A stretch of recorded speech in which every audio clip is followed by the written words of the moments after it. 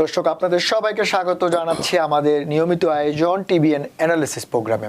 আর আপনাদের সঙ্গে আছি আমি শান্ত বিশ্বাস। দর্শক আপনারা জানেন আমরা এই অনুষ্ঠানের চেষ্টা করে থাকি আপনাদেরকে ট্যাক্স অথবা অভিবাসন সংক্রান্ত নানা বিষয়ে নানা তথ্য আপডেট তথ্য আপনাদেরকে জানাতে।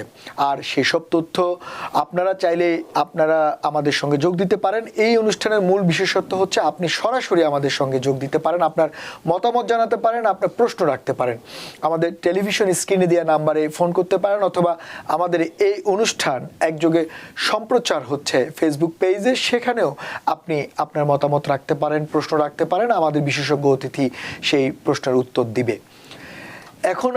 এখন ট্যাক্স সিজনের যে রমরমা মৌসুম চলছে একেবারে মধ্য গগনে, প্রায় অনেক দিন চলে গেল। আপনারা এরই মধ্যে অনেকে ট্যাক্স ফাইল করে ফেলেছেন অথবা অনেকে প্রস্তুতি নিচ্ছেন। কিন্তু এই ট্যাক্স ফাইলের আরও নানা বিষয় আমরা প্রতিনিয়তই প্রতিটা প্রোগ্রামে আলোচনা করছি, কিন্তু এখন আমরা আলোচনা করতে চাই ট্যাক্স রিটার্নে আপনি সর্বোচ্চ রিটার্ন পাচ্ছেন। এই বছর অনেকেই যারা ট্যাক্স ফাইল করেছেন তারা নিশ্চয়ই এরই মধ্যে অবগত আছেন, কিন্তু তার পাশাপাশি আপনাকে আরও কিছু বিষয় সতর্ক থাকতে হবে, কারণ এবার সব কিছুই নতুনত্ব। এর আগে যেমন ছিল আপনি যদি মনে করেন আগে এমন ছিল এখনও এমন হবে, ব্যাপারটি তা নয়। এবার বেশ কিছু পরিবর্তন আসছে, সেই পরিবর্তনের সঙ্গে আপনাকে মানিয়ে নিতে হবে।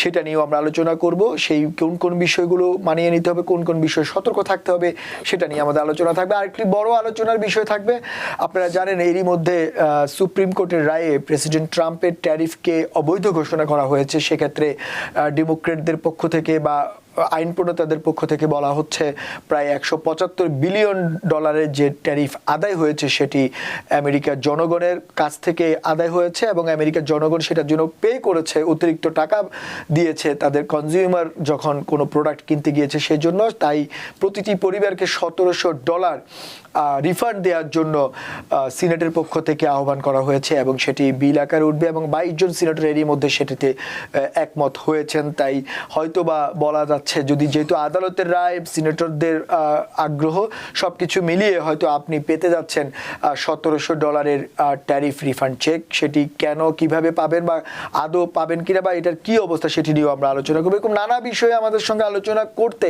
আমাদের স্টুডিওতে উপস্থিত আছেন আমাদের সবার প্রিয় সিপিএ দেবব্রত চক্রবর্তী। দাদা, আপনাকে স্বাগত আমাদের অনুষ্ঠানে। হ্যাঁ, ধন্যবাদ শান্ত আপনাকে।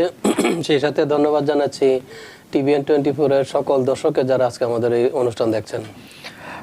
দাদা, আমরা তো আসলে ট্যাক্স নিয়ে আলোচনা করতে গেলে অনেক বিষয় থাকে, আবার আপনারা যারা সিপি আছেন শুধু ট্যাক্স না, আপনারা তো আর্থিক যে কোনো বিষয় নিয়েই আপনাদের আগ্রহ, এবং আপনাদের কাছে ছুটে যায় মানুষ আর্থিক যে কোনো সমস্যা, আগ্রহ বা আর্থিক যে কোনো সম্ভাবনা। আমরা ট্যাক্সের ব্যাপারটা আলোচনা করবো, কিন্তু শুরুতে একটু ছোট করে, যেহেতু আমাদের ট্যারিফের ব্যাপার আছে, কারণ সুপ্রিম কোর্টের রায় আপনার 6-3 ভোটে এটাকে অবৈধ ঘোষণা করা হয়েছে, এবং সুপ্রিম কোর্ট তার অবজারভেশন বলেছে যে আমেরিকান জনগণ এই অতিরিক্ত টাকাটি পে করেছে তাদের দৈনন্দিন জীবনযাত্রার ব্যয়ের কারণে, জিনিসপত্র কেনার কারণে অতিরিক্ত পে করতে হয়েছে ট্যারিফের কারণে। এখন যেহেতু আদালত সেটিকে অবৈধ বলেছে, এখন জনগণের পক্ষ থেকে তো সেইটা দাবি রাখে যে তারা অতিরিক্ত পে করছে $175 বিলিয়ন, এবং ডেমোক্রেটরা বলছে। এই ব্যাপারটা আপনি কিভাবে দেখছেন, এবং আপনি কতটা আশাবাদী যে প্রতিটি হাউস হোল্ড এই ট্যারিফ রিফান্ডের টাকাটা পেতে পারে? 1700 যেটা পাবে। হ্যাঁ, ধন্যবাদ আপনাকে। তো যাই হোক, আমরা সকলে অবগত আছি যে এই যে ট্যারিফ, যে ট্রাম্পের যে ট্যারিফের যে পলিসি ছিল, সুপ্রিম কোর্ট এটা অলরেডি অবৈধ ঘোষণা করেছে। তো অ্যাজ এ রেজাল্ট যে এই যে ট্যারিফের যে আদায়কৃত অর্থ সোফার $175 বিলিয়ন, যেটা আপনি একটু আগেই বলেছেন, এবং যেটা যেহেতু ট্রাম্পের এই ট্যারিফ পলিসি অবৈধ ঘোষণা করা হয়েছে, তো সেই ক্ষেত্রে জনগণ যে $175 বিলিয়ন যেটা ট্যারিফ আদায় হয়েছে, তার মানে তারা এডিশনাল পে করেছে প্রত্যেকটা হাউস হোল্ড প্রোডাক্ট বলেন বা গ্রোসারি বলেন বা ইভেন অন্যান্য বিল্ডিং ম্যাটেরিয়াল হোয়াটএভার। তো এই যে অতিরিক্ত অর্থ জনগণ যে প্রদান করেছে, এবং এখন যেহেতু পুরো ট্যারিফ পলিসিটাই অবৈধ ঘোষণা করা হয়েছে, তো সেই ক্ষেত্রে ডেমোক্রেট আইন প্রণেতা যারা আছেন তারা মানে লিগেলি এই দাবিটা, এটা আমার মতে এটা খুবই ন্যায্য বা দাবি বলবো, এই কারণ এই টাকাটা কিন্তু আলটিমেটলি জনগণের পকেট থেকেই চলে গেছে। এখন প্রশ্ন হচ্ছে যেহেতু এটা অবৈধ ঘোষণা করা হয়েছে, তখন ডেমোক্রেটরা বলতেছে যে ঠিক আছে, পার হাউস হোল্ড, একটা ক্যালকুলেশনের মাধ্যমে উপনীত হয়েছে যে $1,700 পার হাউস হোল্ড। এই বিষয়টা আমি একটু ক্লারিফাই করি, যে অনেকে হয়তো ভাববে যে পার ফ্যামিলি হয়তো $1,700 না, এরা বলতেছে পার হাউস হোল্ড $1,700। ইট মিনস আপনার ফ্যামিলিতে যদি 4 জন সদস্য থাকে তাহলে 1700 মাল্টিপ্লাইড বাই 4 আপনার এই পরিমাণ অর্থ পেতে যাচ্ছেন। It's a huge amount. হ্যাঁ, হিউজ অ্যামাউন্ট। এখন প্রশ্ন হচ্ছে যে ওরা বলতেছে যে এটা জাস্ট প্রপোজাল এখনো, এখন এটা তারপর যদি এটা পাস হয় তখন সিনেটের ভোটাভুটির মধ্যে পাস হবে, দেন হয়তো এই টাকাটা ওরা রিইম্বার্স করবে। বাট মানে আশার খবর একটাই যে না, যেহেতু আদালতের রায় আছে তাহলে সেইটাই, যেহেতু আদালতের রায় আছে এবং যেহেতু পুরো ট্যারিফটাকেই ওরা অবৈধ ঘোষণা করেছে, তাই সেই ক্ষেত্রে আমি আশাবাদী হয়তো এই ট্যারিফের যে না, কিন্তু সেক্ষেত্রে প্রেসিডেন্ট ট্রাম্পের আরেকটা প্রস্তাব ছিল, আপনি জানেন যে $2,000, তাহলে সেটি হয়তো বা আর এখন প্রশ্ন হচ্ছে যে দেখুন যে এই 1700 পার হাউস হোল্ড, আবার প্রেসিডেন্ট ট্রাম্প আগেই বলেছেন যে $2,000 পার হাউস হোল্ড দিবে এই ট্যারিফের থেকে যে অতিরিক্ত আদায়কৃত অর্থ। যেটা রেভিনিউ হয়েছে এখন সেখান থেকে। প্রশ্ন হচ্ছে যে যেহেতু এটা মাঝপথে থেমে গেছে, কারণ এখনো কিন্তু ফুললি ইমপ্লিমেন্টেশন হয় নাই, এর আগে সুপ্রিম কোর্ট এটাকে অবৈধ ঘোষণা করেছে, তো সেই ক্ষেত্রে আমার মনে হয় 2000টা মনে হয় আর হচ্ছে না, 1700 মানে আশা করা যায় যদি মানে যদি সবকিছু এটা ঠিক approve থাকে, হয়, অ্যাপ্রুভ হয়, যদি সবকিছু সিনেটে ঠিক pass থাকে, হয়। মানে এটা একটা সম্ভাবনা তৈরি হয়েছে, সম্ভাবনা আছে, হ্যাঁ। কারণ একদিকে আদালতের রায় আরেকদিকে সিনেটরদের ব্যাপারটা বিলটা- দেখা যাক, আমরা বিলটা সেদিকে support করেছে। নজর থাকবে, কারণ আসলে এই ব্যাপারটা আলোচনা করতে হচ্ছে, এটা হয়তো টাকার অ্যামাউন্ট কম বা বেশি বড় ব্যাপার না, মানুষকে তো সাফার করতে হয়েছে। Definitely. আপনার জিনিসপত্রের দাম যেভাবে বেড়ে গিয়েছে প্রত্যেকটা জিনিসের দাম বেড়েছে, এবং সেটার পেছনে বড় কারণ হিসেবে অনেকে বলছে ইনফ্লেশন যেমন একটা কারণ, ট্যারিফও একটা কারণ ছিল, Definitely. কারণ ব্যবসায়ীরা তো আর নিজের টাকা কম দিয়ে ব্যবসা করবে না। প্রশ্ন আছে না আপনার জায়গা গেল যে যখনই ট্যারিফ ইম্পোজ করবে, তার মানে তখন এই বিজনেসম্যান যারা আছে তারা এই প্রোডাক্টের উপরে ওই ট্যারিফের পার্সেন্টেজটা অ্যাড করে দিবে। তো ধরেন আপনার যে প্রোডাক্টের দাম থাকবে $5, এর মধ্যে যদি হয়তো দেখা গেছে 50 সেন্ট ট্যারিফ আসে, তার মানে তখন তাদের কস্টিংই তো ধরেন 550, দেন তারা প্রফিট মার্জিন অ্যাড করে সেল করবে। তো স্বভাবত এইভাবেই দামটা না, বাড়ে। কিন্তু আবার প্রেসিডেন্টের পক্ষ থেকে উনি মানছেন না, উনি আবার ট্যারিফ বসাচ্ছেন, এটার আদালতের ব্যাপারটা বাদ দিয়ে ওভারকাম করে ট্যারিফ বসাচ্ছেন। সেটা সেক্ষেত্রে মানে আমরা এটা পলিটিক্যাল আলোচনা যাচ্ছি না, কিন্তু প্রশ্ন হচ্ছে সেক্ষেত্রে উনি $1,700 এই যে রিফান্ডের ব্যাপারটি, সেটি কি মানতে বাধ্য হবেন কিনা শেষ পর্যন্ত? এখন প্রশ্ন হচ্ছে যে এটা সম্পূর্ণ সিনেটের ভোটের উপরে ডিপেন্ড করবে। যদি মেজরিটি সিনেটররা যদি এটাকে পাস করে, দেন প্রেসিডেন্ট যদি আদালতকে সম্মান করে দেন ডেফিনেটলি সেটা না মানার কারণ এই দেশের নিয়ম অনুযায়ী আদালত যদি কিছু বলে সেটাই সবাইকে মানতে হয়, হ্যাঁ, definitely. যত কিছু হোক না কেন। দাদা, এটা তো গেল একটা ব্যাপার, আমরা একটু আবার ট্যাক্সের ব্যাপারে আসি, দেখা যাক কি হয়। আমরা আমাদের নিয়মিত আমরা আপডেট দেবো আপনাদের মাধ্যমে। দাদা, ট্যাক্সে এবার ট্যাক্স ফাইলিং এ আপনারা যারা ট্যাক্স ফাইল অলরেডি অনেক ফাইল করেছেন, এবং আমরা যতটুকু বিভিন্ন আমাদের দর্শকরা বা অনেকে আমাদেরকে যেমনটা জানাচ্ছেন, এবার অনেকেই ভালো রিফান্ড পাচ্ছেন, হয়তো কিছুটা হলেও বেশি পাচ্ছেন, আবার ডিডাকশন পাচ্ছেন, মানে একটা সুবিধাজনক অবস্থানে রয়েছে এবার, যেটি প্রেসিডেন্ট বিশেষ ট্রাম্প করে বলেছে। আমি একটা জিনিস বলবো যে আমাদের কাছে যখন ট্যাক্স ফাইল করতে আসে লোকজন, তখন বলে যে এবার বিগ বিউটিফুল বিলের আন্ডারে সবাই এই মেসেজটা পেয়েছে যে হিউজ রিফান্ড সবাই পেতে যাচ্ছে। কিন্তু আসলে বিষয়টা কি জানেন, যে এখন যারা মধ্যবিত্ত ফ্যামিলির লোকজন, যাদের ইনকাম ধরেন 20, 30,000, 40,000 বা 50,000 এর মধ্যে, তাদের কিন্তু ওইরকম কোনো চেঞ্জ নাই। বেসিক্যালি শুধু যাদের কোয়ালিফাইং চিলড্রেন আছে 17 এর নিচে, তারা $200 বেশি পাচ্ছে পার চাইল্ড। আদার দেন দ্যাট কিন্তু তাদের রিফান্ডের ওইরকম কোনো চেঞ্জ নেই। কিন্তু চেঞ্জ হচ্ছে কাদের, যারা বাড়ি ওন করেন, যাদের ইনকাম ধরেন 150, 200,000, যারা W2 তে এরকম জব করতেছে। আবার চেঞ্জ হচ্ছে যাদের ওভার টাইম আছে জবে, যাদের আবার ওই টিপস আছে, তারা বেসিক্যালি বেনিফিটেড। মানে রিফান্ড যেমন ডিডাকশন পাচ্ছে অনেক, হ্যাঁ ডিডাকশন পাচ্ছে, কিন্তু মানে আমি শুরুতে বলতেছি যে এটা কিন্তু অনেকে ধারণা যে প্রত্যেকেই বুঝি পাবে না, আসলে বিষয়টা এরকম না। যে কোনো আমি স্পেসিফাই করলাম, আসলে রিফান্ড আসতেছে। আবারও বলি যে যাদের ওভার টাইম আছে, যেমন ধরেন রেস্টুরেন্ট ওয়ার্কার, ওদের হিউজ ওভার টাইম টিপস থাকে। তারপরে ধরেন পোস্টাল ওয়ার্কার আছে, MTA আছে, তারা কিন্তু ওভার টাইমটা ভালো একটা অ্যামাউন্ট ডিডাকশন পাচ্ছে, প্রিমিয়াম পোর্শনটুকু। আবার বিশেষ করে যারা রেস্টুরেন্ট ওয়ার্কার, তাদের জন্য এবার এই ট্যাক্স রিটার্ন বা আগামী 2-3 বছর হচ্ছে তাদের জন্য গোল্ডেন ট্যাক্স ইয়ার, কারণ রেস্টুরেন্টে দেখবেন স্যালারি থেকে টিপস বেশি, এবং $25,000 tips deductible even single person. বিষয়টা খেয়াল করেন, আপনার একটা সিঙ্গেল কারো ইনকাম যদি 70-80,000 হয়, তার মধ্যে দেখা গেছে যে ওদের টিপসেই থাকে হয়তো 40,000, 50% টিপস, তার মধ্যে যদি 25,000 টিপস বাদ যায়, তার মানে তাদের রিফান্ড মানে জাম্প করে এটা রিফান্ড জাম্প করুক বা না করুক, ডিডাকশন তো হচ্ছে, লাইবিলিটিস কমে আসছে। লাইবিলিটিস কমা মানে কি আপনার রিফান্ড জাম্প করবে, এটাই তো স্বাভাবিক, কারণ আপনার তো ট্যাক্স তো যা আসার আসবেই, যখনই আপনার ডিডাকশন বাড়বে তখন ট্যাক্স কমে যাবে, আলটিমেটলি রিফান্ড ম্যাক্সিমাইজ। আবার আরেকটা জিনিস হচ্ছে যে এর আগে আপনি আলোচনা করেছেন একজনে অনেকগুলো সুবিধা নিতে পারছে, যেমন কেউ হয়তো রেস্টুরেন্টে জব করে, তার যেমন আপনি বলছেন টিপস পাচ্ছে, ওভারটাইম পাচ্ছে, আবার যদি তার যদি হাউস থাকে সেই ক্ষেত্রে হাউসের ওইখান থেকে সল ডিডাকশন 40,000 পাচ্ছে, যদি কেউ গাড়ি কিনে সেই ক্ষেত্রে কার লোন ইন্টারেস্ট ডিডাকশন, যেগুলো আগে ছিল না। মানে আমার সোফার আই ক্যান রিমেম্বার, হয়তো লাস্ট 5-10 ইয়ার্স আমি I can't remember those thing, মানে এত কিছু ছিল না এবার ট্যাক্স রিটার্নে। মানে শুধু তাই না, আরেকটা জিনিস বলি, ওই যে টিপসের বিষয়টা দেখেন, টিপস কিন্তু শুধু রেস্টুরেন্ট ওয়ার্কারই না, যারা উবার চালায়, বিশেষ করে যারা ইয়েলো ট্যাক্সি, গ্রিন ট্যাক্সি চালায়, আমি জিনিসটা অ্যাড করতে চাচ্ছি এখানে, তাদের কিন্তু টিপস অনেক বেশি। দেখবেন একটা ইয়েলো ট্যাক্সি অপারেটর, তাদের ইনকাম যদি 110,000 থাকে গ্রস ইনকাম, তার মধ্যে অ্যাটলিস্ট 10-12,000 থাকে টিপস। এইটা কিন্তু তারা ডিডাকশন পাচ্ছে এই টিপসের বিষয় টাকাটা, যদিও এটা in addition to standard deduction, but still they are getting deduction. তো এখন উবারের ক্ষেত্রে সেম থিং, উবারেরও কিন্তু টিপস মোটামুটি মানে রিজনেবল টিপস আছে উবারেও, সেই ক্ষেত্রে এরা এই ডিডাকশনটা পাচ্ছে। আবার দেখা গেছে যারা সিনিয়র সিটিজেন আছে, তারাও কিন্তু এই যে $6,000, যাদের 65 বছর বা তার উপরে, তারা কিন্তু $6,000 এডিশনাল ডিডাকশন পাচ্ছে on top of standard deduction. তো দেখা গেছে যে এই সমস্ত সিনিয়র সিটিজেন যারা আছে, যাদের ইনকাম বেশি, মনে করেন তারা কিন্তু সোশ্যাল সিকিউরিটি থেকে টাকা পায়, আবার রিটায়ারমেন্ট থেকে টাকা পায়, তো সেই ক্ষেত্রে তাদের ইনকাম কিন্তু অনেক সময় অনেকটাই বেশি।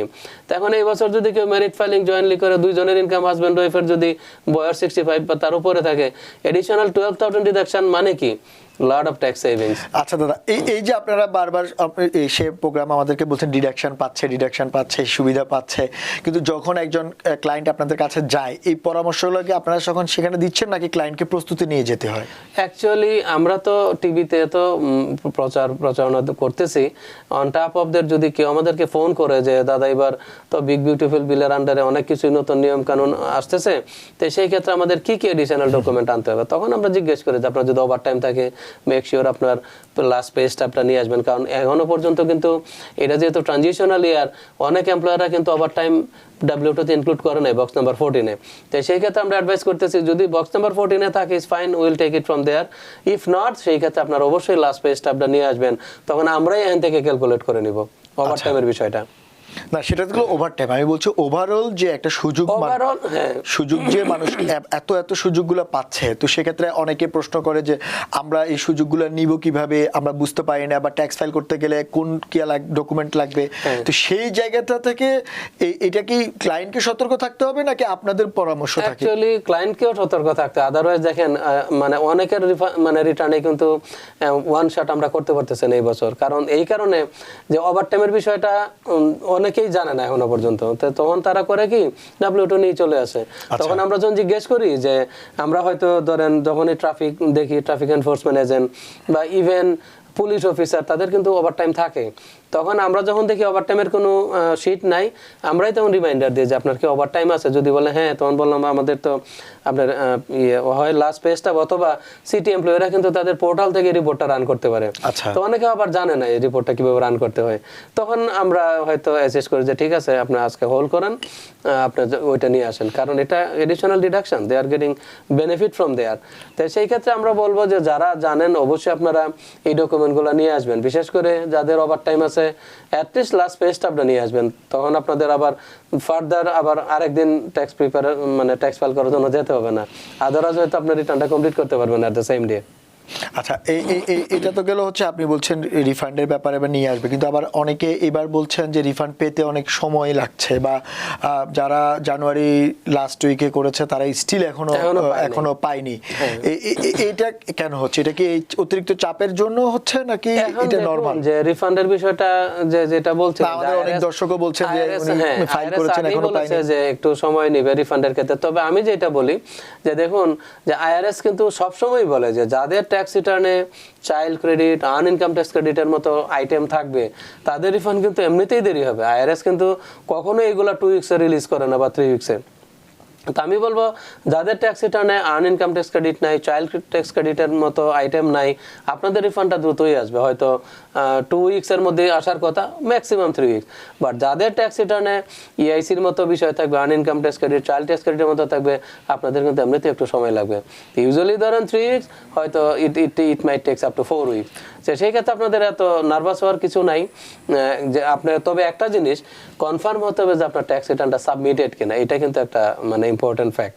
কারণ অনেক সময় দেখা যায় যে সাবমিট করলেন, হয়তো আপনার ট্যাক্স প্রিপেয়ার ট্যাক্স ফাইলে সাবমিট করেছে, ফর সাম রিজন অনেক সময় সাবমিট হয় না। যেমন যদি আইপি পিন দেওয়ার বিষয়ের মতো বলে থাকেন, ধরেন আইপি পিন যদি থাকে যায় না, অনেক সময় কিছু টেকনিক্যাল ম্যাথ এরর থাকে, তখনও কিন্তু for some reason tax return submit হয় না। তো সেই ক্ষেত্রে আমি বলবো যে রিফান্ড নিয়ে ওরিড হওয়ার পূর্বে আপনারা কনফার্ম করবেন যে ট্যাক্স ফাইলটা শেষ করার পরে যেটা প্রপারলি সার্ভারে সাবমিট হয়েছে কিনা। এটা একটা ইম্পর্টেন্ট যে once your tax return is submitted then return আপনি পাবেন today or tomorrow, you don't need to worry. But submission confirmation, সেক্ষেত্রে আবার রিটার্নের মধ্যে দুটো ভাগের একটা ভাগ আসলো, দেখা গেল একটা স্টেট এবং ফেডারেলটা, দেখা গেল স্টেটেরটা দ্রুত চলে আসলো, ফেডারেলটা আসে না, বা ফেডারেলটা আসলো স্টেট, এরকম সমস্যা থাকে। একটু আলোচনা করবো এটা নিয়ে আপনার সঙ্গে। দাদা, আমাদের একজন দর্শক আছেন, আমরা দর্শকের প্রশ্নটা নিয়ে আমরা এই ব্যাপারটা নিয়ে একটু কথা বলতে চাই। দর্শক কে আছেন, আপনি নাম বলে প্রশ্নটি করুন। আমি ইমন না, আমি আমার একটা প্রশ্ন হয়েছে, আমি উইকের কাজ করি, মা বাবা, আমার 40,000 টাকা ইনকাম হয়েছে। এখন ট্যাক্স পাইতে আমি 40,000 টাকা দিব, দেখাইতে পারি বা না দেখায় কি হবে? আচ্ছা, এখন কোশ্চেন হচ্ছে দাদা, এখন প্রশ্ন হচ্ছে যে আমার একটা প্রশ্ন, আপনি কি পিসিএল লাইসেন্সের মাধ্যমে সার্ভিস দিচ্ছেন নাকি পিপিএল এর মাধ্যমে দিচ্ছেন? আচ্ছা, পিপিএল এর মাধ্যমে সিডিপিএফ যেটা। ওকে, ধন্যবাদ আপনাকে। আপনি আমাদের সঙ্গে থাকুন। হ্যাঁ, যাই হোক, আপনি যেহেতু কি বলে সিডিপিএফ এর মাধ্যমে সার্ভিস দিচ্ছেন পিপিএল এর মাধ্যমে, সেই ক্ষেত্রে কিন্তু আপনার যে এই $40,000 হোম কেয়ার ইনকাম যেটা, এটা কিন্তু ফুললি এক্সক্লুডেবল। আপনি চাইলেই কিন্তু এইটা টোটাল ইনকাম থেকে এক্সক্লুশন নিতে পারেন আইআরএস এর 20147 এই কোডের আন্ডারে। তো সেই ক্ষেত্রে যেহেতু আপনি একই, তবে কন্ডিশন হচ্ছে আপনাকে একই রেসিডেন্সে থাকতে হবে বাবা মার সাথে। যদি ডিফারেন্ট অ্যাড্রেসে থাকেন তাহলে কিন্তু সিডিপিএফ হলেও কিন্তু পারবেন না। তো ফার্স্ট কন্ডিশন হচ্ছে যে এটা সিডিপিএফ এর মাধ্যমে সার্ভিস নিচ্ছেন যেহেতু পিপিএল। সেকেন্ড হচ্ছে আপনি যদি একই বাসায় থেকে আপনার বাবা মাকে সার্ভিস দেন, আপনি পুরো 40,000 ইনকামটাই কিন্তু বাদ দিতে পারেন, যেটাকে এক্সক্লুশন বলে আইআরএস এর 2014 ওই সেকশনের আন্ডারে। তো আপনি যদি ইনকামটা এক্সক্লুড করেন, বাদ দেন, সেই ক্ষেত্রে কিন্তু আপনাকে ট্যাক্স পে করতে হবে না। অন টপ অফ দ্যাট আপনি যে পরিমাণ ট্যাক্স দিয়েছেন পুরো টাকাটাই কিন্তু আপনি ফেরত পাবেন। এটা হচ্ছে যদি আপনি মানে ইনকামটা যদি এক্সক্লুশন নেন, সেই ক্ষেত্রে আপনার দেখা গেছে রিফান্ডটা ম্যাক্সিমাইজ হবে, কারণ ট্যাক্স তো দিচ্ছেনই না, অন টপ অফ দ্যাট আপনি যে পরিমাণ ট্যাক্স উইথহোল্ড করেছেন এটা W2-তে যেটা দিয়েছেন পুরোটাই ফেরত পাবেন। আর যদি আপনার এক্সক্লুশন না নেন, এখন অনেক সময় দেখা গেছে লোনের কারণে আপনি যদি বাড়ি কিনতে চান বা ইমিগ্রেশনের জন্য যদি স্পন্সর দিতে চান, অনেকে আছে এটাকে এক্সক্লুশন নেয় না, কারণ ইউ নিড মোর ইনকাম। তো সেই ক্ষেত্রে যদি এক্সক্লুশন না নিতে চান আপনি সেটাও পারেন, এটা আপনার ডিসক্রিপশন। সেই ক্ষেত্রে কিন্তু আপনার এডিশনাল ট্যাক্স পে করতে হবে, কারণ সোফার আমরা দেখেছি যে এই হোম কেয়ার এই সমস্ত ডাব্লিউগুলোতে পিপিএল মোটামুটি ট্যাক্স কাটে, বা অনেক সময় পিপিএলও ট্যাক্স উইথহোল্ড করে না। তো সেই ক্ষেত্রে কিন্তু আপনি যদি পুরো ইনকামটা রাখেন, you might have to pay additional taxes. But আপনার যদি স্পেশাল পারপাস থাকে, হোম লোনের মতো বিষয়, স্পন্সরের মতো বিষয়, সেই ক্ষেত্রে তখন আপনি রাখতে পারেন। আবার চাইলে সেটা ফুললি এক্সক্লুশনও নিতে পারেন, সেই ক্ষেত্রে আপনার ট্যাক্স সেভিংসটা বাড়বে, রিফান্ডও বাড়বে। দাদা, এই প্রশ্নের সম্পর্ক হিসেবে বলে আমাদের কমিউনিটিতে অনেকে এটা নিয়ে একটু কনফিউজড যে হোম কেয়ারের যে ট্যাক্সের ব্যাপারটা, এবার অনেক কনফিউজ। সেটা হচ্ছে যে অনেকে, আমরা এটা নিয়ে একটু আলোচনা করব। সেটাই বলছিলাম যে এইটা সম্পর্ক হিসেবে আপনাকে যেটা বলতে চাচ্ছি যে অনেকে আমাদের হোম কেয়ার করে, অনেকেই রয়েছেন হোম কেয়ার, কিন্তু তারা একটু কনফিউজ যে ট্যাক্স ফাইলে কিভাবে দেখাবে বা কোনটা দেখাবে। যেমন অনেকে এজেন্টের কাছে রয়েছে এখনো সিডিপিএফ এর আন্ডারে, পিসিএ বলে যেটা, হ্যাঁ এটা বুঝেই না, অনেক লোকজন এটা বুঝেই না পিসিএ এর টার্ম কি, আবার সিডিপিএফ কি। এরা দেখা গেছে যে আপনি শেষ করেন প্রশ্ন, তারপরে আচ্ছা যাই হোক, এই মানে সিডিপিএফ বা পিসিএ যেটা বলছেন, যেটা এজেন্টের কাছে রয়েছে, আবার যেটা গভর্নমেন্টের যেটা বলা হচ্ছে স্টেটে যেটা পিপিএল এর কাছে চলে গিয়েছে। তো এখন মানুষ মিলাতে পারছে না যে কোনটাতে ট্যাক্স দিবে, কেন দিবে, কিভাবে দিবে, বা কোনটাতে থাকলে ট্যাক্স দিতে হবে না, একটু যদি আপনি ক্লিয়ার করতেন এই ব্যাপারটা। আসলে এটা অনেকেরই প্রশ্ন থাকে। দেখুন মজার বিষয় আমি বলি যে ট্যাক্সের বিষয়টা তো আসবেই, যেহেতু এটা উঠাইছেন অনেকেই কনফিউজ কিন্তু এই ট্যাক্সের জন্য, কারণ আপনাদেরকে ফেস করতে হয় এটা। আমাদের এই প্রবলেমটা ফেস করতে হয়, অনেকে আমাদেরকে বুঝতে চায় না, ভুল বোঝাবুঝি হয়। আবার কিছু আছে, কিছু সংখ্যক এই যে কি বলে ব্রোকার বা দালাল, খাঁটি বাংলা ভাষা যেটা দালাল যারা আছে, ওরা করে কি লোকজনকে উল্টাপাল্টা ওরা বুঝিয়ে ওরা ওই পিসিএ তে নিয়ে গেছে। কারণ পিসিএ তে নিলে ওদের লাভ হচ্ছে, ওরা কমিশন পাচ্ছে কোম্পানিগুলো থেকে। আর যে সমস্ত হোম কেয়ার কোম্পানি আছে তাদের তো ব্যবসা এমনিই নাই, কারণ ম্যাক্সিমাম লোকজন পিপিএল এ চলে গেছে। ওদেরকেও যদি ধরে না রাখতে পারে তো সেই ক্ষেত্রে কিন্তু এদের ব্যবসা একদম মানে কি বলে ওই যে মানে আউট অফ দ্য বিজনেস যেটাকে বলে। এখন দেখুন প্রবলেম হচ্ছে যে এই যে লোকজন যারা পিসিএ তে রয়ে গেছে, এরা কিন্তু এই হোম কেয়ার কোম্পানি যেগুলো আছে তারা চিন্তা করতেছে আমাদের বিজনেস তো এমনিও নাই, মিথ্যা বলে এই লোকজনগুলোকে মিথ্যা মানে ভুল তথ্য দিয়ে এগুলাকে পিসিএ তে রাখছে, বিশেষ করে তাদের কমিশন খাওয়ার জন্য। দালাল যারা আছে, ব্রোকার যারা আছে, তারা কমিশন পাচ্ছে, এইদিকে হোম কেয়ার কোম্পানিগুলা পেরোল রান করে তারা কিছু টাকা পাচ্ছে। কিন্তু প্রবলেম হচ্ছে সেটা তো আপনি যেটা বলছেন এটা একটা অভিযোগের ব্যাপার, অভিযোগ, হ্যাঁ, কিন্তু ট্যাক্সের, হ্যাঁ আমাদের প্রশ্ন হচ্ছে ট্যাক্সের ব্যাপারটা। আমি আসতেছি, দুইটাই আমি বলবো। তো এখন হচ্ছে দেখুন এই যে ট্যাক্সের বিষয়টাতে যখনই আপনি পিসিএ লাইসেন্সের মাধ্যমে হোম কেয়ার সার্ভিস দিবেন, তার মানে পিসিএ মানে হচ্ছে you are the licence professional. তখন দেখা গেছে এই যে বাবা মাকে বা আত্মীয় মানে ফ্যামিলির লোকজন যে সার্ভিস, এটা কিন্তু পিসিএ লাইসেন্স দিয়ে কিন্তু আপনি দিতে পারবেন না।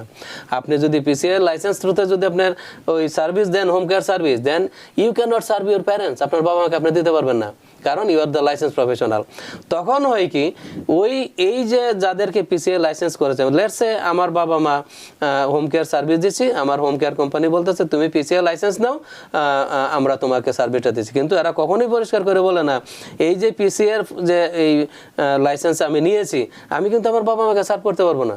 ওরা দেখাচ্ছে কি আমি আমার অন্য আরেকজনকে সার্ভ করতেছি, এবং যেহেতু অন্য আরেকজনকে সার্ভ করতেছি পিসিএ লাইসেন্সের মাধ্যমে, তার মানে কি we are not living at the same residence, আমরা একসাথে থাকতেছি না, থার্ড পার্টিকে সার্ভ করতেছি। সেই ক্ষেত্রে তখন এই ইনকামটা এক্সক্লুডেবল না, তখন কিন্তু কোনো অবস্থাতে আপনি ইনকাম এক্সক্লুশন নিতে পারবেন না, তখন আপনাকে ট্যাক্স পে করতে হবে। না না সেটা ঠিক আছে, আমরা তো আসলে এখন মানে অভিযোগ বা আরো ওই হোম কেয়ার বা ওদের ব্যাপারে আলোচনা করতে আসিনি। আমরা যেটা বলতে চাচ্ছি যদি একই হাউস হোল্ডে থাকে সেক্ষেত্রে আপনি বলছেন মানে আবার পরিষ্কার করি যে আপনি পিসিএ যারা পিসিএ এর মাধ্যমে বাবা মাকে সার্ভিস দিচ্ছেন, তারা কিন্তু তাদের বাপ মাকে সার্ভিস দিতে পারেন না টেকনিক্যালি। তারা হয়তো হোম কেয়ার কোম্পানিগুলা তারা জানেও না, অন্য কাউকে দেখাচ্ছে সার্ভিস দিচ্ছে। সেই ক্ষেত্রে পিসিএ তে যারা সার্ভিস দিচ্ছেন, আপনারা কোনো অবস্থাতেই এই হোম কেয়ার ইনকামটা এক্সক্লুশন নিতে পারবেন না। You have to pay tax on it, তার মানে ট্যাক্স আপনাকে পে করতে হবে। As a result your tax will be high. আচ্ছা, এখন হচ্ছে সিডিপ্যাপ, আমি জিনিসটা ক্লিয়ার করতেছি, পিসিএ ভার্সাস সিডিপ্যাপ। সিডিপ্যাপ হচ্ছে যেটা পিপিএল, যেটা পাবলিক পার্টনারশিপ। পিপিএল এ আপনারা যারা গেছেন আপনারা স্টিল আপনারা সিডিপ্যাপে আছেন, এবং মনে রাখবেন এই যে আরএসএ 20147 যে সেকশন বলতেছি, এইটা সিডিপ্যাপের ইনকামটা শুধুমাত্র এক্সক্লুডেবল, আপনি চাইলে এক্সক্লুশন নিতে পারবেন, you don't need to pay any taxes. But again এটা কিন্তু সিডিপ্যাপ, হ্যাঁ পুরোটাই সিডিপ্যাপে। আপনি যদি সিডিপ্যাপে থাকেন, যেটা পিপিএল যে সার্ভিসটা দিচ্ছে এটা ফুললি সিডিপ্যাপ, এই সার্ভিস যদি আপনি থাকেন পিপিএল এর আন্ডারে যদি থাকেন, আপনার যে ইনকাম থাকবে আপনি পুরোটাই মানে এক্সক্লুড করতে পারবেন, বাদ দিতে পারবেন। তার মানে এই ইনকাম বাদ দেওয়ার ফলে আপনার ট্যাক্স কমে যাবে, যেটুকু ট্যাক্স দিয়েছেন পুরোটা রিফান্ড পাবেন। কিন্তু আবার পাশাপাশি দাদা আরেকটা ব্যাপার আছে, আমাদের কমিউনিটির অনেকে বাড়ি কিনতে চায়, অনেকে অ্যাসেট কিনতে চায়, তখন আপনারাই তো বলেন, পরামর্শ দেন যে তার ইনকামটা বাড়াতে হবে, মানে ইনকামের একটা ফ্যাক্ট কাজ করে। মানে আমরা তো কাউকে উৎসাহিত করছি না যে ট্যাক্স কম দেওয়ার জন্য, মানে যদি সঠিক হয় তাকে তো ট্যাক্স দিতে হবে। মানে অনেকের আবার প্রয়োজন রয়েছে, অনেকে টাকা দিয়ে ট্যাক্স ফাইল করছে, আপনারাও করেন বাড়ি টাড়ি কেনার জন্য, অ্যাসেট কেনার জন্য, সেটা একটা বিষয়। আমরা এই ব্যাপারটাতে আরেকটু আলোচনা করব, কিন্তু যেই জায়গাটাতে আরেকটা বিষয় আপনাকে আমি বলি, কেন আমি কিন্তু কারো বিরুদ্ধে অভিযোগ করতেছি না। প্রবলেমটা হচ্ছে আমাদের মানে যখন আমাদের সামনে যখন ক্লায়েন্ট থাকে, তখন আমরা যখন এটা এক্সপ্লেইন করি আপনি এটা এক্সক্লুশন নিতে পারবেন না, তারা তো মানে রেডি হয়ে আসে, গতবার $10,000 $15,000 রিফান্ড পেয়েছে, এইবারও $15,000 পাবে। কিন্তু যখনই দেখি যে পিসিএতে উল্টা আরো তার $4,000-5,000 পে করতে হয়, তখন তো তাদের মাথায় একদম আকাশ ভেঙে পড়ে। তখন তারা বলে যে হাই হ্যাঁ আমার ইন্স্যুরেন্স আমার ওই হোম কেয়ার কোম্পানি তো এটা বলে নাই, আমরা তো এটা জানিই না।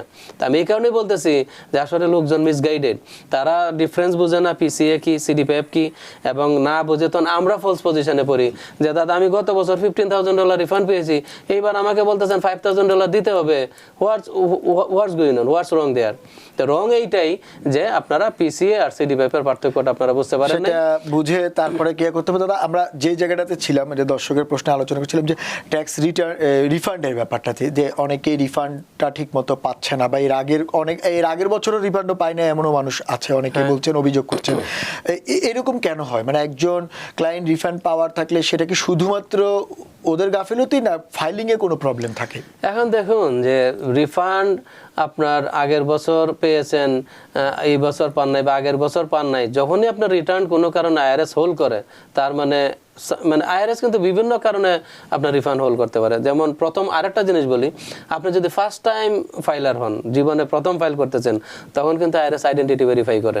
কারণ এটা আমরা দেখেছি যে মানে আইআরএস মোস্ট অফ দ্য কেসে ফার্স্ট টাইম ফাইলারদের ক্ষেত্রে আইডেন্টিটি ভেরিফাই করে, তখন আপনার রিটার্নটা হোল্ড থাকতে পারে। এটা একটা লেজিটিমেট রিজন, এখানে ভুলভ্রান্তির কিছু নেই, এটা আইআরএস এর system. But other than that যদি আপনার রিফান্ড করুক হোল্ড হয়, মোস্ট অফ দ্য টাইম আমরা যেটা দেখি some kind of error is there. হয়তো কোনো ম্যাথ এরর থাকতে পারে, মানে ম্যাথমেটিক্যাল এরর থাকতে পারে, হয়তো বা আপনার কোনো ইনকাম প্রপারলি রিপোর্ট করেন নাই সেটা হইতে পারে, অথবা এরকম হইতে পারে W2-তে যে সমস্ত ইনফরমেশন এমপ্লয়ার W2-তে দিয়েছে, আইআরএসও হয়তো ডিফারেন্ট নাম্বার রিপোর্ট করেছে, এই সমস্ত কারণ হইতে পারে। সোজা কথা সাম কাইন্ড অফ মিসম্যাচ, তারপরে ট্যাক্স রিটার্নে কি বলে ভুল রিপোর্টিং, তারপরে দেখা গেছে অনেক সময় যে এক্সেসিভ লস দেখানো, এক্সেসিভ ডিডাকশন দেখানো, স্ট্যান্ডার্ড ডিডাকশন, আমরা এই বিষয়গুলো তো আসতেছি। বিভিন্ন কারণে কিন্তু আইআরএস রিফান্ড হোল্ড করে। That not for one reason, not limited to one reason, there is a multiple reason IRS hold the refund and they are trying to investigate. এবং তারা দেখা গেছে সময় নেয় 5 মাস, 6 মাস, 1 বছর, তার আরো বেশি সময় নেয়। এটা মানে যে কারোর বেলা মানে হতে পারে, যে কারোর ক্ষেত্রে হতে পারে, বাট ডিপেন্ডস যে আপনার যদি ট্যাক্স রিটার্নে ভুলভ্রান্তি থাকে, যে বিষয়গুলো আমি উল্লেখ করলাম, গরমিল থাকে, মূল কথা হচ্ছে তখনই রিফান্ডটা হোল্ড হয়। আদার দেন দ্যাট নো। তার মানে হচ্ছে অনেকে এখন চিন্তায় আছেন, কিন্তু আবার একটু এবার যেহেতু হচ্ছে এবার তো অনেকেরই একটু দেরি হচ্ছে, সেটা তো হচ্ছে একটা সিচুয়েশনের কারণে। এটা অন্যান্য বছরও যে আমি একটু আগেই বলেছি যে যাদের ট্যাক্স রিটার্নে EIC, earned income tax credit, child credit বিষয়ের মতো লাইন আইটেম আছে, যারা এগুলো তাদের এমনিতেই একটু দেরি হয়। আচ্ছা দাদা, এইটা তো গেল একটা জিনিস। আরেকটা ব্যাপার একটু আলোচনা করতে চাই, যে আমাদের কমিউনিটিতে অনেকেই একটা এখন আতঙ্কের বিষয় হচ্ছে, যে আলোচনা করছে যে কোভিডকালীন সময়ে কিছু জিনিস লাইক দ্যাট, কোভিডকালীন সময়ে অনেকে আনএমপ্লয়মেন্ট নিয়েছেন এবং সেটি ছিল অন্যায়ভাবে বা অবৈধভাবে। এর মধ্যে আমরা দেখলাম 8 জন বাংলাদেশিকে তদন্ত করছে এইসব ব্যাপারে, পিপিপি লোনের জন্য। এর আগের অনুষ্ঠানে এসবিএ লোন নিয়েও কথা বলেছেন। lot of fraud is there. এইগুলো তো আছে, তো এগুলো এখন কিভাবে ওভারকাম করবে? যে যা করে ফেলেছে, তো আপনাকে বলে আপনি তো হয়তো কোভিড এর সময় আমরা অ্যাক্টিভ ছিলাম একদম টিবিএন এ সব সময়, আপনি তখন হয়তো ছিলেন না, বাট আপনি খোঁজ খবর রাখেন যে দেখুন মানে যদিও মিডিয়াতে বলা ঠিক না, মেনশন করা ঠিক না, it's a lot of fraud going on there that time. আমি এরকমও দেখেছি যে কেন দেন এই যে বাংলাদেশে যে অ্যারেস্টের কথা বলতেছেন, দেন কেনই বা হবে না? আপনি চিন্তা করেন যে বয়স্ক বাবা মা দেখা গেছে যে 65-70 ইয়ার্স ওল্ড, তারা জীবনে কোনোদিন কাজ করে নাই, ওরা করেছে কি কোনো রকম স্কেজুয়ালসিতে একটা ইনকাম দিয়ে তারাও কিন্তু আনএমপ্লয়মেন্ট নিয়েছে, অথচ তারা টোটালি এলিজিবল না। তাদের যদি আপনি হিস্ট্রি দেখেন, তারা জীবনে কখনোই কাজ করে নাই। এই যে আনএমপ্লয়মেন্ট বিলিয়নস অফ ডলার নিয়েছে লোকজন, আমি শুধু বাঙালি কমিউনিটির কথাই বলবো না, অন্যান্য কমিউনিটিও নিয়েছে। তো সেই ক্ষেত্রে এগুলো কিন্তু ফ্রড, যে আনএমপ্লয়মেন্ট। তারপরে দেখেন পিপিপির কথা আমি বলবো যে অনেক প্রতিষ্ঠান, মানে পিপিপি শুধু বাঙালি না, ইভেন অন্যান্য প্রতিষ্ঠানও কিন্তু এই পিপিপি ফ্রড সাথে জড়িত, যেটা আইআরএস স্ট্রিক্টলি ওয়ার্নিং দিয়েছে আগেও। এবং আমি বলবো যে এরকম প্রতিষ্ঠানও পিপিপি নিয়েছে যে টোটালি ফেক, মানে দেখা গেছে যে তাদের আসলে এমপ্লয়মেন্টের কোনো পেমেন্টই নেই। আবার দেখা গেছে যে আমি অবশ্য নাম মেনশন করব না, যে millions of dollar PPP loan নিয়েছে যারা basically they are not qualified, তাদের পেরোল রান করে গভর্নমেন্ট থেকে টাকা আসে। আমি এজেন্সির নামও বলবো না, আমি শুধু এটাই বলতেছি দেখেন কিরকম মানে তারা মানে এটা কি টাইপের ফ্রড। দেখেন পেরোল দিচ্ছে গভর্নমেন্টে, খেয়াল করেন, আবার তারা পিপিপির জন্য অ্যাপ্লাই করতেছে। কিন্তু আমার প্রশ্ন হচ্ছে যে পিপিপি কাদের জন্য? আপনি যদি এমপ্লয়ার হন, আপনি যদি পেরোল রান করেন আপনার পকেট থেকে টাকা দিয়ে, then you can claim the PPP because you are the employer, you are paying them on the COVID situation, then you can claim the PPP. But আপনি যদি জাস্ট খালি এজেন্ট হন, টাকা পে করতেছে government, are you eligible to claim the PPP? You are not employer, you are just running the payroll. জিনিসটা বুঝেন আপনি, কিন্তু মধ্যস্বত্বভোগী, যেটা এক্স্যাক্টলি বাংলা যেটা। তা আপনি মধ্যস্বত্বভোগী, টাকা আসতেছে গভর্নমেন্টের কাছ থেকে, আপনি শুধু জাস্ট পেরোল রান করতেছেন, বিনিময়ে আপনি পেরোলে ধরেন যদি 100,000 পেরোল রান করেন, 1% আপনি কমিশন খাচ্ছেন। আপনি পিপিপির জন্য অ্যাপ্লাই করেন কিভাবে? এই পিপিপি লোকজন নিয়েছে, তাও কি millions of dollar, 30 million, 40 million, 50 million dollar এই পিপিপি লোন তারা নিয়েছে, যেটা ফুললি এক্সক্লুডেবল, 1 পয়সা দিতে হয় নাই। বাট মানে প্রশ্ন হচ্ছে এটাই যে দে আর নট এলিজিবল, তারা মধ্যস্বত্বভোগী, টাকা আসতেছে গভর্নমেন্টের কাছ থেকে, they are not eligible to get the PPP, এবং যে কারণে অ্যারেস্ট। এবং আমার বিশ্বাস যে এই, আমি তো পিপিপির কথা বললাম, ইভেন এই আনএমপ্লয়মেন্ট যদি ইনভেস্টিগেশন শুরু হয়, আনএমপ্লয়মেন্ট অলরেডি শুরু হয়েছে, আমরা দেখলাম যে 8 জন বাংলাদেশি নামও আসছে। সেটা বলতেছি যে আনএমপ্লয়মেন্ট যদি ইনভেস্টিগেশন শুরু হয়, lot of people will be arrested. কারণ এই যে বয়স্ক বাবা মা যাদের বয়স 60-70 ইয়ার্স ওল্ড, তারা জীবনে তাদের কোন ওয়ার্কিং হিস্ট্রি নাই, শুধুমাত্র কোভিডকালীন সময়ে এই সেলফ এমপ্লয়মেন্ট যারা কাজ করে তাদেরকে সুযোগ দিয়েছে, তারা দেখা গেছে যে 1 বছরই ফাইল করেছে, করে এটার উপর আনএমপ্লয়মেন্ট ক্লেম করেছে, এবং 1-2 টাকা না, আপনার দেখা গেছে যে হাজার হাজার ডলার তারা এভাবে হাতে নিয়েছে। না, এখন সেই ক্ষেত্রে সমাধান কি? সমাধান যদি ইনভেস্টিগেট হয়, তারা প্রায়র হিস্ট্রি দেখবে কাজের। যদি প্রায়র হিস্ট্রি না থাকে, শুধু কোভিডকালীন সময়ে 1-2টা ট্যাক্স ফাইল দেখে, definitely they will understand it is fraud. তখন এই যে টাকা নিয়েছে পুরো টাকা পেনাল্টি ইন্টারেস্ট সহকারে ফেরত দিতে হবে। সেটা ডাজন্ট ম্যাটার কোন কমিউনিটির লোকজন, যেই এই ফ্রডের সাথে জড়িত, যারা ইলিগালি এটা ক্লেম করেছে, যারা কখনোই সেলফ এমপ্লয়মেন্ট ছিল না, শুধু কোভিডের সময় এই বেনিফিটটা নেওয়ার জন্য সেলফ এমপ্লয়মেন্ট যারা অ্যাক্টিং করেছে, তারাই এটার জন্য অনেকে তখন নিয়েছিল, পরবর্তীতে যখন ট্যাক্স ফাইল করেছে তখন দেখা গেল তারা বিভিন্ন ডে কেয়ার, অন্যান্য স্টিল নট লেজিটিমেট। এগুলা দেখেন, আমি মানে তারা স্কেজুয়াল সিতে রিপোর্ট করেছে, কিন্তু তারা যে পরিমাণ রিপোর্ট করেছে ইজ নট এনাফ। কেউ হয়তো 5,000-7,000, মানে জাস্ট একটা কি বলে, জাস্ট একটা ট্যাক্স ফাইল শো আপ করার জন্য। বাট এটা যারা ইনভেস্টিগেশন করবে, তারা যদি এটা দেখে, দে উইল ক্লিয়ারলি আন্ডারস্ট্যান্ড এটা ফ্রড। না, যদি ফ্রড হয় তাহলে তাকে কি পুরো টাকা ফেরত দিতে হবে, নাকি কিভাবে তারা যদি এইটা ফ্রড এটা প্রুফ হয়, সেই ক্ষেত্রে ওয়ার্স্ট কেস সিনারিও যেটা হবে, কারণ দেখুন এই অ্যারেস্ট করার মতো সিচুয়েশন তো এখানে কিছু নাই, বেসিক্যালি পুরো টাকা ইন্টারেস্ট পেনাল্টি সহকারে ফেরত দিতে হবে। কিন্তু প্রশ্ন হচ্ছে যে এখন দেখুন অ্যারেস্টই বড় কথা না, একজনের 30,000 ডলার আপনার অলরেডি পেটের মধ্যে চলে গেছে টাকা। এখন তার সঙ্গে interest, penalty and interest, not only interest, penalty. আমার ধারণা এর মধ্যে যদি 50% পেনাল্টি অ্যাড করে, লেটস আপনি 30,000 ফ্রডল্যান্ড ক্লেম করেছেন, এর মধ্যে যদি 50% আপনাকে পেনাল্টি করে 15,000, 45 প্লাস ইন্টারেস্ট আরো 5,000-7,000, 8,000, কারণ অলরেডি 2-3 বছর হয়ে গেছে, 5,000-7,000, 8,000 ডলার ইন্টারেস্ট হবে। তো এই যে বিল আপনি কিভাবে দিবেন? সারা জীবনই তো দিতে হবে, সেইটাই সমস্যা। আচ্ছা, আরেকটা হচ্ছে যে এসবিএ এর ব্যাপারটা, পিপিপি বলেন আপনি আনএমপ্লয়মেন্ট, এসবিএ তো এসবিএ তে আরো বেশি ফ্রড হয়েছে। কারণ দেখুন যে এসবিএ তে এমন কিছু প্রতিষ্ঠান এসবিএ লোন নিয়েছে যারা সাইনবোর্ড বা নাম সর্বস্ব প্রতিষ্ঠান, আমরা বাংলা ভাষায় যেটা বলি, বিজনেসের কোনো এক্সিস্টেন্স নাই, তারা জীবনেই বিজনেস করে নাই, আপনি কখনোই কোনো অ্যাক্টিভিটিস দেখবেন না। অথচ দেখুন এই এসবিএ লোনটার জন্য কিন্তু বলেছে এটা working capital loan. Working capital loan means হচ্ছে যে আপনার business day to day run করার জন্য যে পরিমাণ ক্যাপিটালের দরকার হয়, সেটা হচ্ছে ওয়ার্কিং ক্যাপিটাল। এখন এই কোভিডকালীন সময়ে ওয়ার্কিং ক্যাপিটাল লোন এসবিআই দিয়েছে, কারণ একটাই যে ওরা দেখতেছে যে যেহেতু ব্যবসা প্রতিষ্ঠান বন্ধ, আপনার ক্যাশ ফ্লো নাই, এমপ্লয়ীদেরকে পে করতে হচ্ছে, টাকাটা কোথা থেকে আসবে, তখন এসবিআই এটাকে হেল্প করছে লোকজনকে। কিন্তু প্রশ্ন হচ্ছে যে বিজনেস কোনোদিন অপারেশনেই যায় নাই, তারাও এসবিআই লোন নিয়েছে, তাদের তো ওয়ার্কিং ক্যাপিটাল প্রয়োজনই নেই। আপনি যদি কোনোদিন বিজনেস নাই করেন, তাহলে তো সেই ক্ষেত্রে তো আপনার ওয়ার্কিং ক্যাপিটাল দিয়ে আপনি কি করবেন? কিন্তু যদি কেউ নিল কিন্তু ঠিকমতো ইন্টারেস্ট পে করছে, প্রিমিয়াম পে করছে, তাহলেও কি সমস্যা পড়তে পারে? এখন দেখুন যে আপনি ইন্টারেস্ট পে করতেছেন, প্রিমিয়াম পে করতেছেন, ঠিক আছে, কিন্তু তারপরও তারা যদি অনেকেই করতেছে না, অনেকেই না, আমি বলি এসবিআই লোনের ক্ষেত্রে 98% লোকের কমন আইডিয়া হচ্ছে it is forgivable loan, they don't need to give them back. এই একটা আইডিয়া নিয়ে বসে আছে, তার মানে কি they are not paying back.